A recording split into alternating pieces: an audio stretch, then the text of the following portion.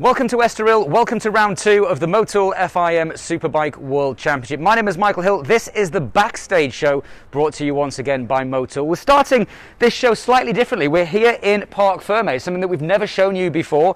The riders after the race or after Super Pole, they come down here, take their respective positions, of course, pole position or the race win, second and third. There'll then be a whole load of interviews going on, TV interviews. They just come with me. The riders will then be escorted through here. You'll also get a little look at this. This is how high-tech we are back here. Water for the riders as well if they need it. And then basically the riders will make their way directly to the podium. Now, I really like it here in Estoril because it's a short walk from the Parc Ferme to the podium. Can we beat the riders there? Come on, let's find out. Scott Redding!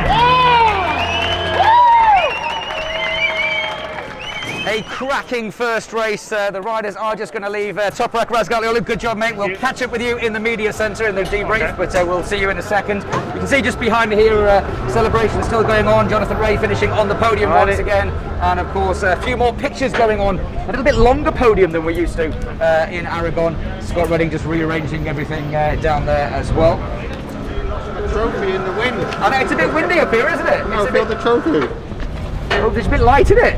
It's a bit light. We'll say it's made of carbon fibre. So from the podium to the post-live room, we've managed to catch up with the riders finally. The only one that seems to be able to take a bit of a breath is Scott Redding. He's just relaxing here, talking to Federico, one of the guys in the team. He's getting congratulations. And on the limit, he said, "Oh, you're not on the limit now, but you're chilling out. Looks like you haven't done a hard day's work there, mate." Just a bit of a sweat on bad. How's it going? Good. Happy with that, I must say.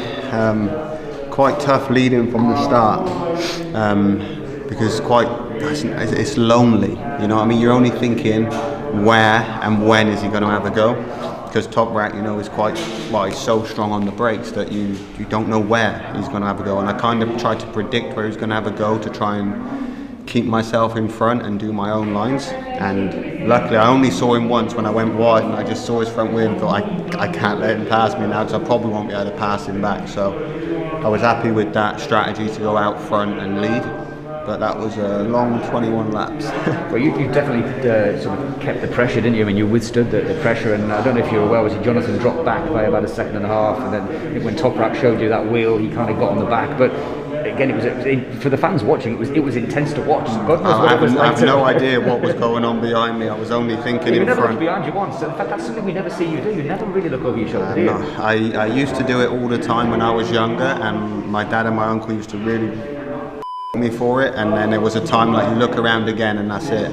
So I never looked behind again, and from there it's like I want to, like the temptation's there when there's something you want to have to eat, you know what I mean? You're like, oh, but I'm like, don't do it, because I don't want to kind of interrupt my focus. I can see on the pit board where I am, but sometimes you want to know if you've got Toprak, Jonathan, Gerloff or someone on their own, but I just don't take the chance, keep my head down and just try and keep him at bay. Yeah, absolutely. Well, great job today. Let's grab a quick word with Toprak Razgatlioglu if we can.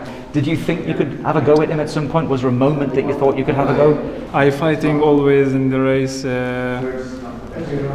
try close the gap, and he go, I coming, but after last 4 laps, my tire big drop.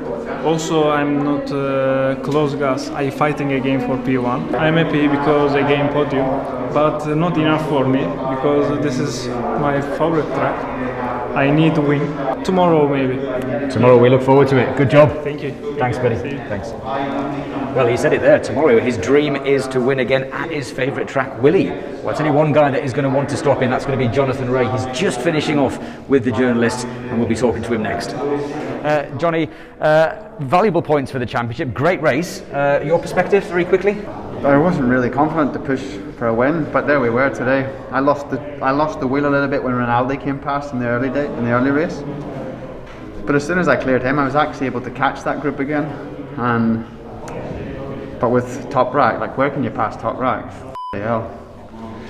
He's good on the brakes, isn't he? Oh man, I got alongside in the straight and I got into the braking area and I thought, what am I doing? Don't even think about it. So I just braked early and let him come over the top of me. Then, but I could see Scott and Toprak were really struggling to get the bike into the apex of the corner and some of the longer corners with trail brake. I felt we were stronger there. So tomorrow maybe we can look at for sure with the XCX tyre we can use that in the Super Pro race. Then for the long race we'll see the conclusions from the Super Pro race, whether we take it for that. But Good job.